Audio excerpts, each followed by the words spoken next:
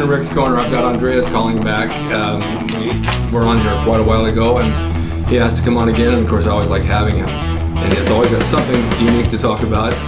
And so we'll figure a subject that's kind of like for everybody out there. You know, people write to me and they want to know about, some guy wrote to me today, he says, if gymnastics builds your body so well, why did bodybuilders not do gymnastics? So I told him, I said, not everybody can do them. Gymnastics is hard. Most definitely so. It's not an easy thing to do. He says, so why separate body parts and build your body when these guys have such great bodies? They have gymnastics bodies, they don't have bodybuilding bodies. That's one reason. They don't isolate the muscle and make each muscle bigger and bigger. They just do an overall thing, which looks great. But you can't bodybuild on gymnastics. We have to accept our I missed the word here, but you'll think of it. If I don't think about it, I'll probably think about it, you know. That's exactly how it happens. But, you know, I was also talking about, people asked me about bodybuilding back in the day and compared to now. And I get a lot of emails from people, I'm sure you hear it too, saying that the bodies today just don't have it compared to what it was years ago. And then you have all these new machines and no free weights. And so this man called me and he says he wants to do a book. And he said, I was looking at some of the old stuff you guys did and you were strictly dumbbells and barbells. You didn't have machines. Well, you had cable crossovers, okay, and tricep pushdowns. But today they got hammer strength and all those. And he asked me, he thought that they built the bodies differently. Do you think they do? In the old school, in the old days? Well, let's just say we did dumbbells and barbells back in the day, but today people are just using machines for everything. Do you think they're getting the same effect from the machine that they did from the barbells? Ideally, you use free weights during, the building phases in your younger years, and you can incorporate some machines as you go along.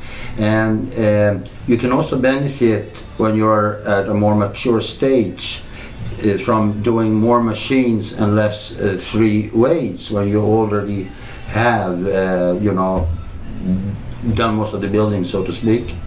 I think that the machines sometimes could be advantageous for someone with certain physical issues that happen through the course of a long lifting career. Well, a lot of my viewers, I mean not all of them, but many of them, they're over 60 years old, late 50s, 60s, late 40s, and they haven't trained in a while and they want to train again, and they are afraid from shoulder injuries, which is like number one that I hear about, to back. They're afraid to lift the weights again, so they were asking about machines. But anytime you have muscle resistance on anything, even cables or bands, you're going to get some benefit out of it, right? When you're a lifter in your 60s, it's going to come down to joint management, various forms of age-accommodated age management. I don't really like the way that word sounds, but let's face it, when you're in your 60s, you might not want to train like you did when you're in your 40s for self-preserving reasons. I recently taken up yoga again, and it's miraculous for my joints. And I also have learned to accept my basic structural makeup, which means that I will never be able to do the splits, for example, no matter how I would sit. We have our own joint structure, we have to accept that. Somebody wrote to me and they said they're talking about the hot yoga, it has a name for it, and you go in for 90 minutes and they turn up to 105 degrees and you do all your yoga, and he says joint pain completely went away. And then I talked to someone else that it's not for everybody because it can increase your heart rate, it can cause a lot of problems. And I know that I can't do that stretching stuff, I can't do that. There's a lot of guys that can't do it. It's hard to get in those yoga positions. I did a lot of hot yoga when I was in my 40s. Today I do gentle yoga or chair yoga. Right, better? At this stage in my life. And I met people in the yoga community who says that they damage themselves through yoga by trying to force joints through extended stretching to go places where their anatomical structure does not want them to go.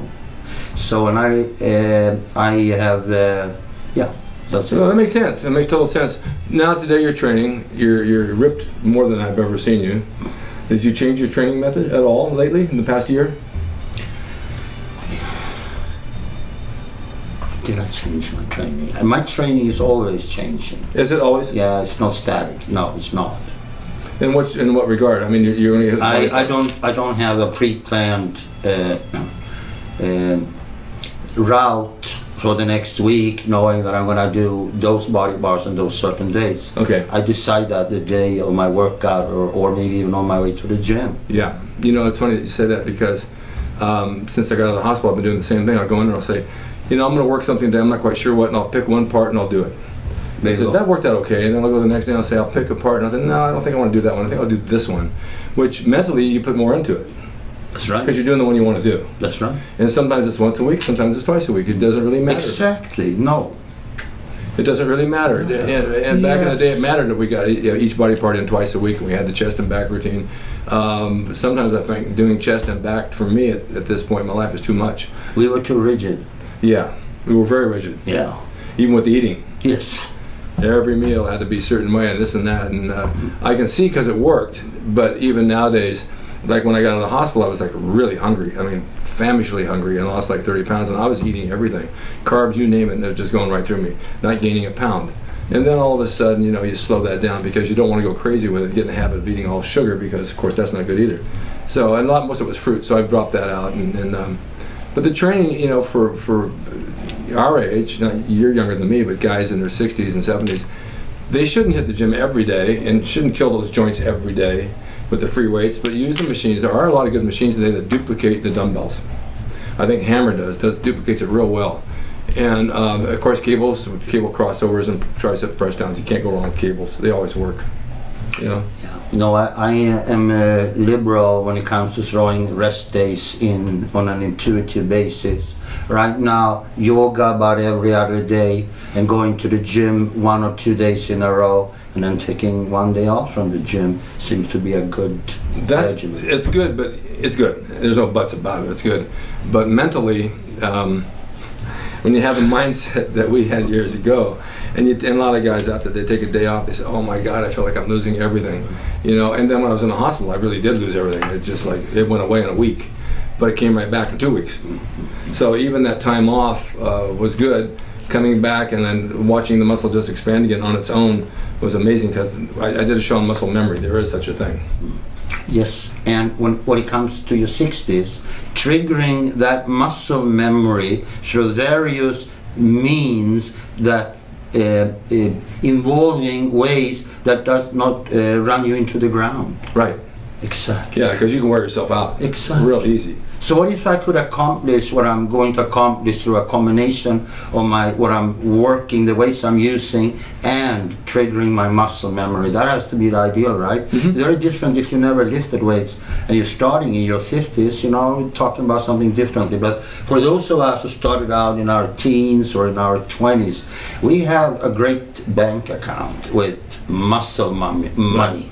Yeah, our muscle money bank account. We have muscle memory. Muscle in the bank. It's in the safety deposit, and we withdraw from that account. We withdraw from that, exactly. And it gains interest. So invest in this when you're young, and you can reap the benefits for life. You know, as you're talking, I'm thinking because I remember when I went back a couple of weeks to the gym after being off in the hospital for a month. It was like starting at ground one again. I bet you wouldn't even be here if you had not been in the gym all these years. Absolutely, absolutely. It's a lifesaver.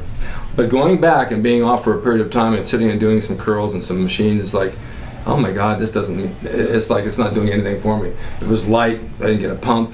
I felt like I just started working out first time in my life, and what am I looking for? And then after the second week, I began to get in the groove. Third week, I was really in the groove and I started getting a pump. So it comes back, you have to be patient.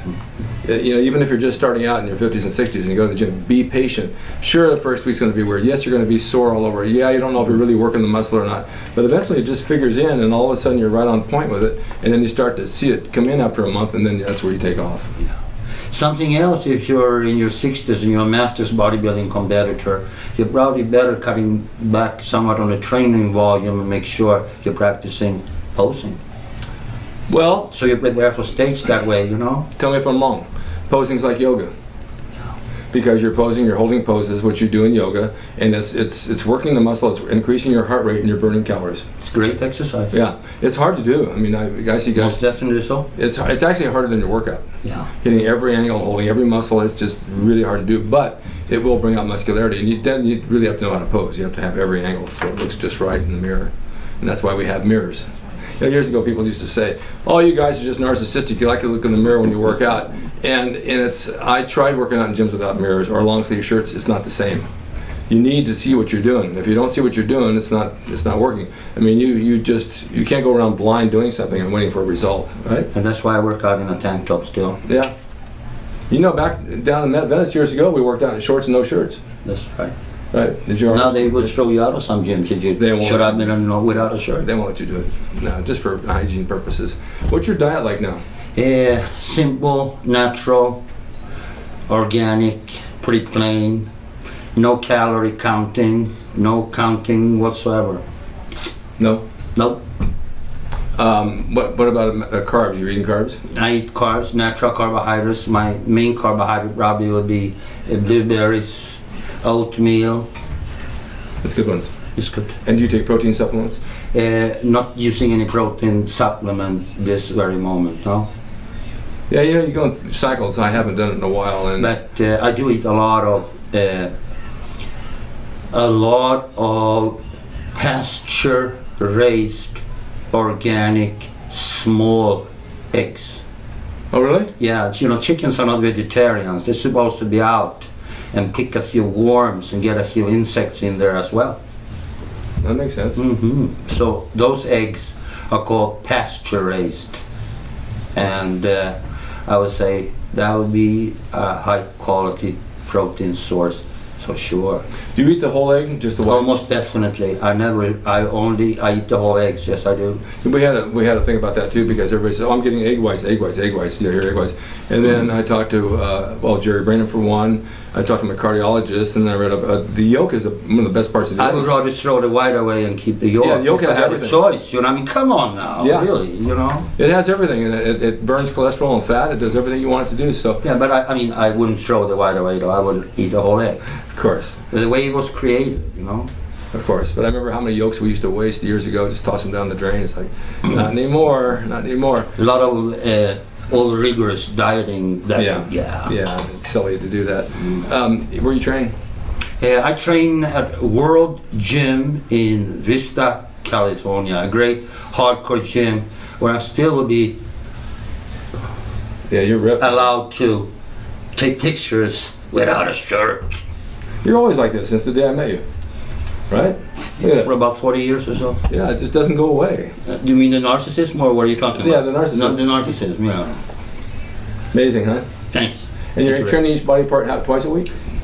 Once a week? No, probably about once a week, Tell me your feelings on that for a minute, because someone wrote and asked me, should you train twice a week or once a week? And back in the days of Steve Reeves, a lot of the guys trained 3 times a week. They were doing everything. Oh, I remember that, yes. How crazy, That means you're working your triceps actually, would it be 9 times a week or something? Yeah, like but that? it wasn't a lot of sets.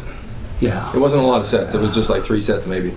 Albert Beckles told me just last year when he was in the gym, he says, I train a little bicep every day, a couple of sets here or there. Yeah, he said, I don't do a big workout, but just a couple of sets. Yeah, how about that? I know, and it worked for him. Innovative thinking, based on his experience. Or if you're doing your major body parts, you're indirectly working bicep, tricep anyway. Exactly. So on your arm day, you don't have to do 20 sets. You do a few. Yeah, how about that?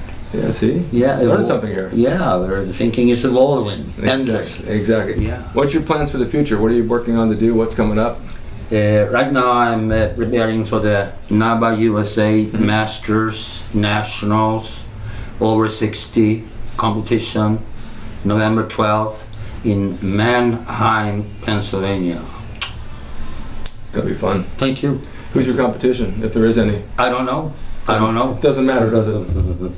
I'm going to go there and enjoy myself and, Yeah, that's the main thing. Yeah. Just have fun and do what you got to do. You're training right up to the day?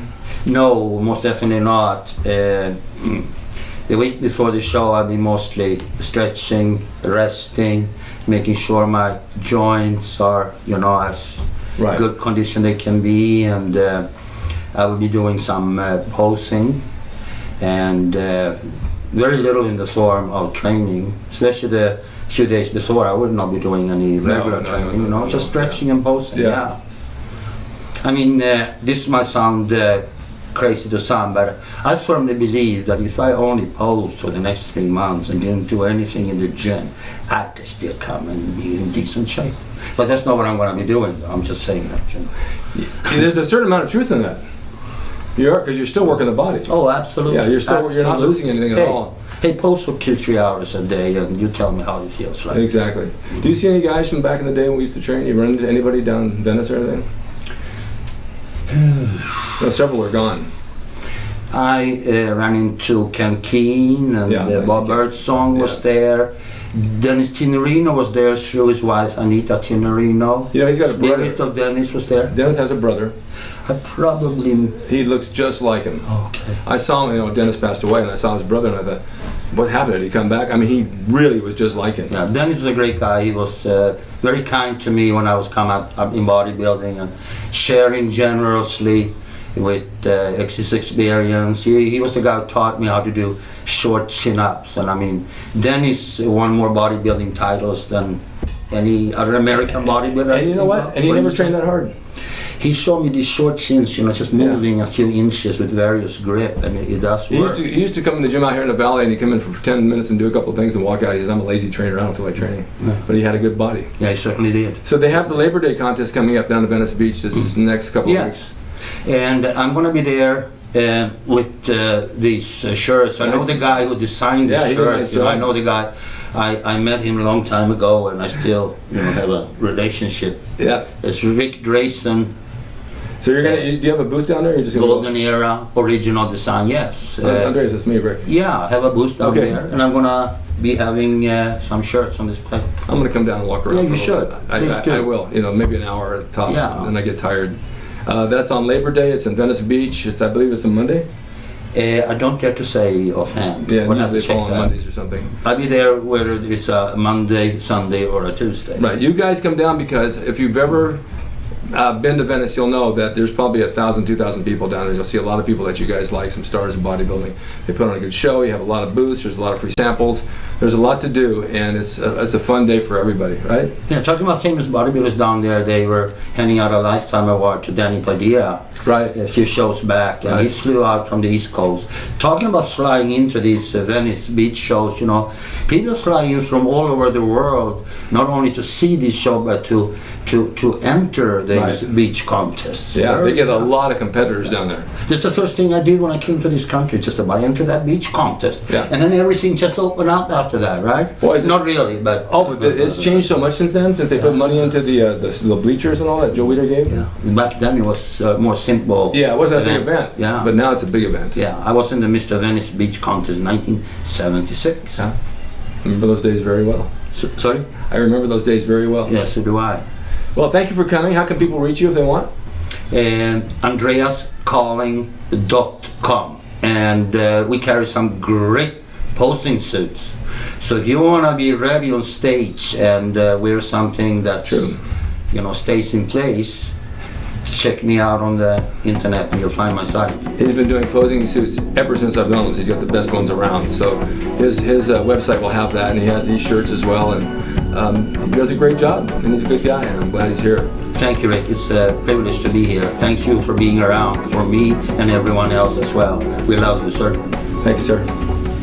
Thank you guys for watching, and we'll see you next time.